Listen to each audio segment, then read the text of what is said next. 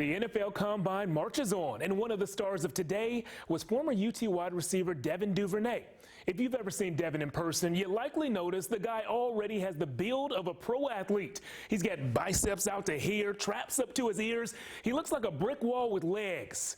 Really fast legs. And he showed us how fast today. The Big 12's leading receiver ran his 40 in 4.39.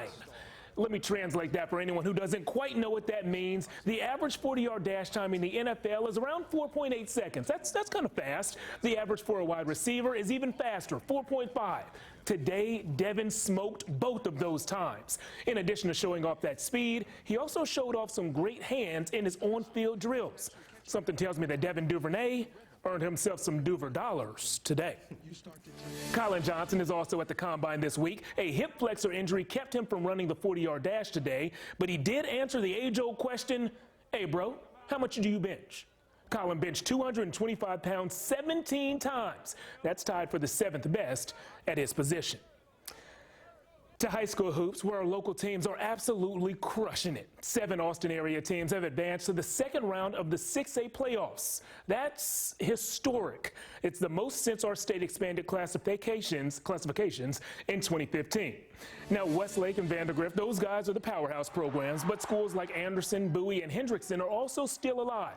In fact, District 13 was District Lucky number 13. Each team picked up a first-round win, Westwood and Leander getting theirs in upset fashion.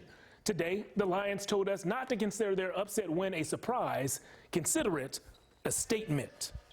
I know that a lot of people say that Austin's kind of soft and we're not too big into basketball, but I feel like the young teens and people around the Austin area are changing that whole stigma of us being what they say. I think we are kind of underrated as far as talent level and coaching. There are a lot of really good coaches in this area and a lot of really good players. And so sometimes I think critics, scouts, whatever you want to say, that look in this area and say, you know, it's not that good. It really is. Leander will try to punch its ticket to the 3rd round tomorrow when they take on Klein. To tennis, where this year's UT men's team has found ways to become a top 5 team in the nation, establish a culture of competition, and beat 5 ranked opponents.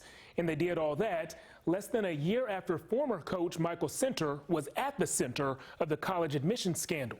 On Monday, Coach Center was sentenced to 6 months in prison. So we asked the team's current head coach how much that scandal continues to impact his group. I haven't been looking back on it too much, to be frank. I mean, this week there was some stuff in the news that made us look back on it, and it was a very sad time for many of us who were part of the team last year. But like I said, half the team is new, so for them, you know, they don't know any different than what they're experiencing now. But you know, our thoughts are certainly with Coach Center and wishing the best for him and his family as they try to turn the page. UT hosts 8th-ranked Stanford tomorrow afternoon. We'll be right back after this.